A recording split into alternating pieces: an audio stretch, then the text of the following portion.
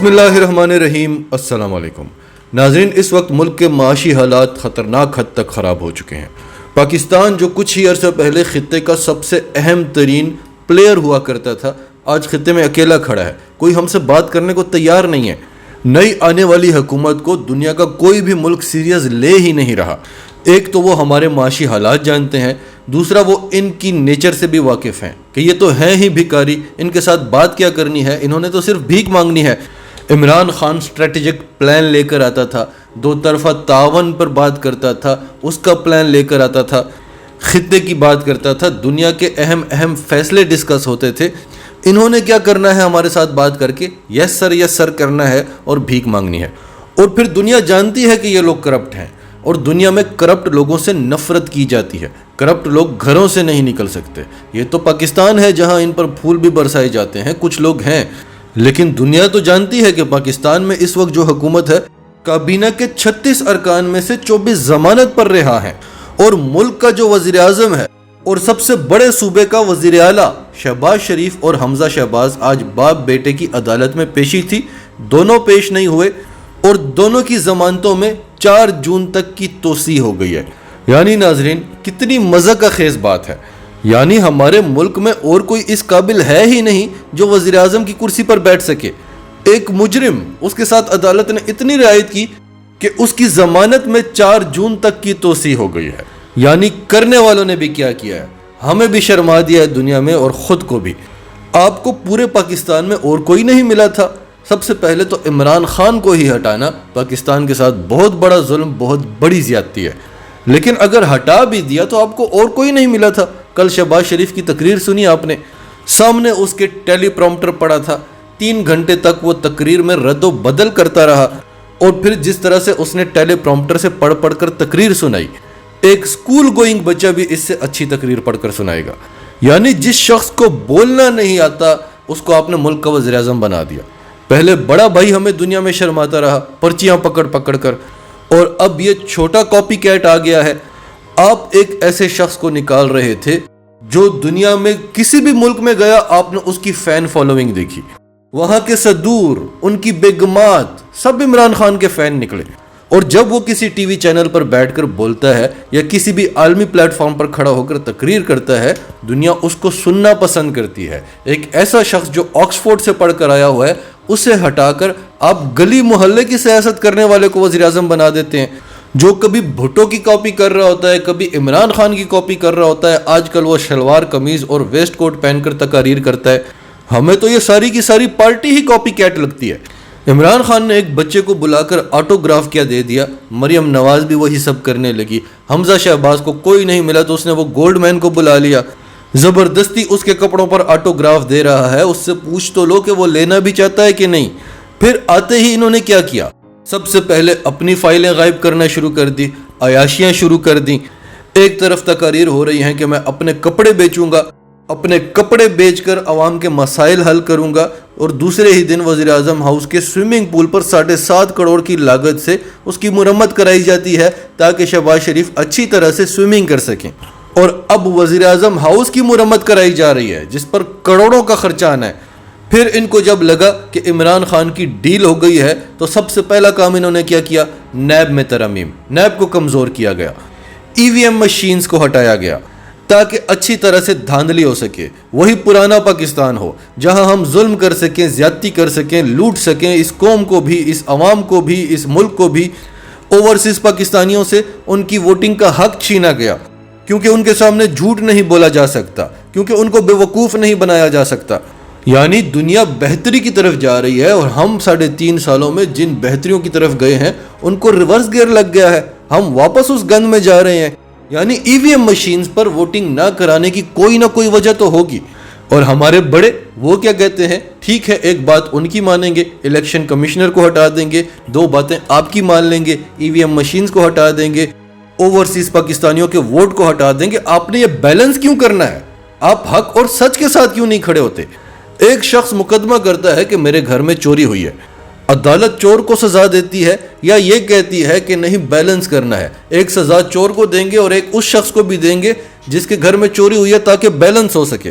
Long march کے دوران انہوں نے جس ظلم اور بربریت کا مظاہرہ کیا اس کی دنیا میں مثال نہیں ملتی۔ ہم اسرائیل پر آوازیں کستے تھے، ہم بھارت پر آوازیں کستے تھے، کل بھارت ہمارا مذاق اڑا رہا تھا، پاکستان کو مقبوضہ پاکستان کہہ رہا تھا، اور الٹا یہ عدالت چلے گئے اور عدالت میں سنوائی نہیں ہوئی تو انہوں نے آج چیئرمین پاکستان تحریک انصاف عمران خان سمیت پارٹی کے دیگر عہدیداران کے خلاف 16 مقدمات درج کر لیے ہیں۔ تھانہ کراچی کمپنی میں درج مقدمہ میں عمران خان، اسد عمر، شیری مزاری اور زرتاج گل کے نام بھی شامل ہیں۔ خرم نواز، شاہ محمود قریشی سمیت علی امین گنڈا پور کے نام بھی مقدمے میں شامل ہیں۔ خیر، یہ جو کچھ بھی کر رہے ہیں یہ سب وقتی ہے، ان کو پتہ نہیں ہے کہ انہوں نے جو ایک ایک ظلم کیا ہے اس کا حساب دینا پڑے گا۔ یہ ماڈل ٹاؤن کو بھول جائیں گے۔ رانا ثناء اللہ کیا کہہ رہا ہے کہ پچھلی بار تو پھر بھی کچھ لوگ آ گئے تھے، اس بار تو عمران خان بھی نہیں آ سکے گا۔ اگر عمران خان نے اسلام آباد آنا ہے تو وہ صرف ہیلی کاپٹر کے ذریعے ہی داخل ہو سکے گا، زمین پر کوئی راستہ نہیں چھوڑوں گا جس سے عمران خان آ سکے۔ تو ناظرین، یہ تو چاہتے ہیں ملک میں انتشار۔ ہم بار بار آپ کو بتاتے ہیں کہ انہوں نے ہر وہی کام کرنا ہے جو بھارت چاہتا ہے، جو امریکہ چاہتا ہے۔ کل ہم نے آپ کو مریم نواز کی تقریر بھی سنائی تھی، وہ کہتی ہے کہ یہ کون سا انقلاب تھا جسے پولیس نے روک لیا۔ انقلاب کو پولیس نہیں روک سکتی، یعنی آپ نے چرچ دوڑنا تھا، آپ کچل دیتے پولیس کو۔ یعنی یہ ملک میں خانہ جنگی چاہتے ہیں۔ یہ جب اپوزیشن میں تھے تب بھی انہوں نے بار بار ٹرائی کی، اور اب حکومت میں آ کر بھی یہ بار بار بدماشیاں ہی اسی لیے کر رہے ہیں کہ عمران خان کے ساتھ اتنی عوام ہے وہ انتشار پھیلا دیں، وہ چڑھ دوڑیں اداروں پر، اور ملک میں خانہ جنگی کی صورتحال پیدا ہو جائے اور ہمارے آقا ہمیں شاباشیاں دیں۔ نیب چیئرمین کی تقرری پر شہباز شریف کی اپوزیشن لیڈر راجہ ریاض کے ساتھ باتیں ہو رہی ہیں۔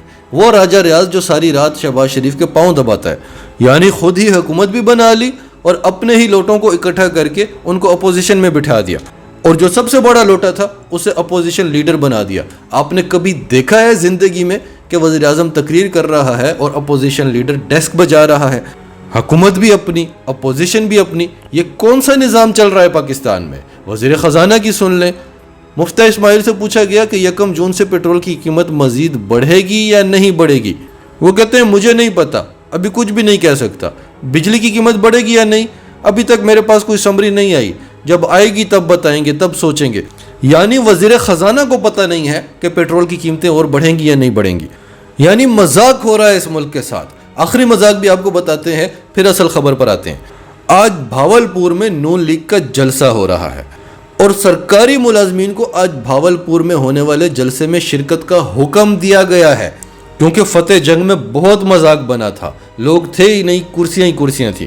تو اس وجہ سے میٹروپولیٹن کارپوریشن کے چیف آفیسر کی جانب سے نوٹیفیکیشن جاری کیا گیا ہے، جس میں سرکاری ملازمین کو جلسے میں شرکت کا پابند کیا گیا ہے۔ مبارک ہو آپ کو پرانا پاکستان۔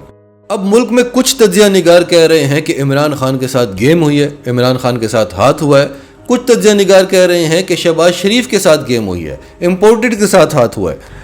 ایک چیز تو یقینی ہے کہ اس حکومت نے جانا ہی جانا ہے، لیکن جو ٹائم عمران خان کو دیا گیا ہے، کیا اس ٹائم میں جانا ہے؟ اس سلسلے میں عمران خان کے ساتھ ہاتھ ضرور ہو سکتا ہے۔ ہم نے آپ کو اسی دن بتا دیا تھا کہ اس امپورٹڈ حکومت سے کچھ مشکل فیصلے کروانے ہیں، اس کے بعد اس حکومت کا خاتمہ ہوگا، اور پھر آپ نے دیکھا کہ 2 دنوں میں انہوں نے کتنے مشکل فیصلے کیے۔ اب یہ مشکل فیصلے کر کے ڈٹ گئے ہیں کہ ان مشکل فیصلوں کا سارا برڈن تو ہم پر آ گیا، تو پھر ہم حکومت کیوں چھوڑیں؟ اس وقت ہم عوام میں کیسے جائیں؟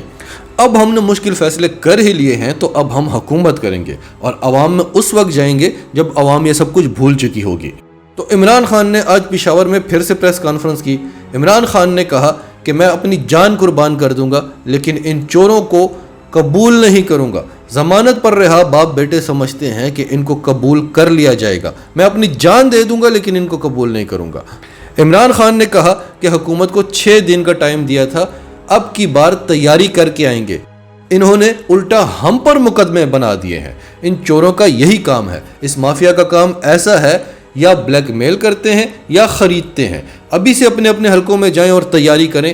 عمران خان نے کہا کہ جنہوں نے درختوں کو آگ لگائی وہ ہمارے لوگ نہیں تھے، املاک کو آگ پولیس اور ان کے لوگ لگا رہے تھے جو نقابوں میں آئے تھے، جو ہم نے آپ کو بتائے بھی تھے۔ وہی گلو بٹ جنہوں نے سادہ لباس پہنے ہوئے تھے، ڈنڈے پکڑے تھے، گاڑیوں کے شیشے توڑ رہے تھے، اس بار انہوں نے نقاب پہنے ہوئے تھے۔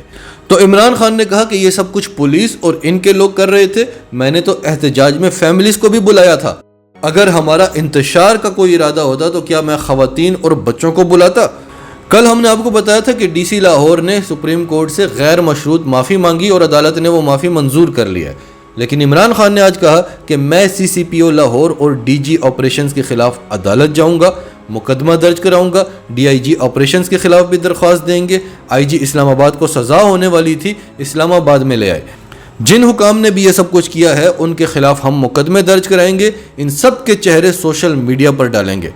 عمران خان نے کہا کہ کیا ہم بھیڑ بکریاں ہیں جو امریکہ کے غلاموں کو قبول کر لیں گے؟ یہ پاکستان کی جمہوریت کا امتحان ہے، پاکستان میں پرامن احتجاج کا راستہ روکا جا رہا ہے۔ عدلیہ سے بڑے ادب سے کہتا ہوں کہ امتحان آپ کا بھی ہے، انہوں نے خواتین اور وکلاء سے بدسلوکی کی اور انہیں پکڑ کر مارا۔ ناظرین، عمران خان نے ایک بار پھر اسلام آباد آنے کا اعلان کیا ہے، اس بار وہ پوری پلاننگ سے آئیں گے، 30 لاکھ لوگوں کو لے کر آئیں گے، کیونکہ اب یہ جان چکے ہیں کہ امپورٹڈ حکومت کس حد تک جا سکتی ہے، لہٰذا اس کی تیاری کر کے آئیں گے۔ اور جو لوگ ٹائم گین کرنے کی کوشش کر رہے تھے، جن کو لگتا تھا عمران خان ایک بار واپس چلا گیا تو کمزور ہو جائے گا، اس بار عمران خان کوئی گارنٹی بھی نہیں مانیں گے۔ ناظرین، آپ کی سب کے بارے میں کیا رائے ہے؟ کمنٹس میں اپنی رائے کا اظہار کرتے رہیں، اور اگر آپ ہمارے چینل پر نئے ہیں تو ابھی سچ ٹی وی کو سبسکرائب کریں، سچ ٹی وی فیملی کا حصہ بنیں، اور ہماری ویڈیوز پسند آئیں تو انہیں لائک کریں، شیئر کریں، تاکہ زیادہ سے زیادہ لوگوں تک یہ میسیجز پہنچتے رہیں۔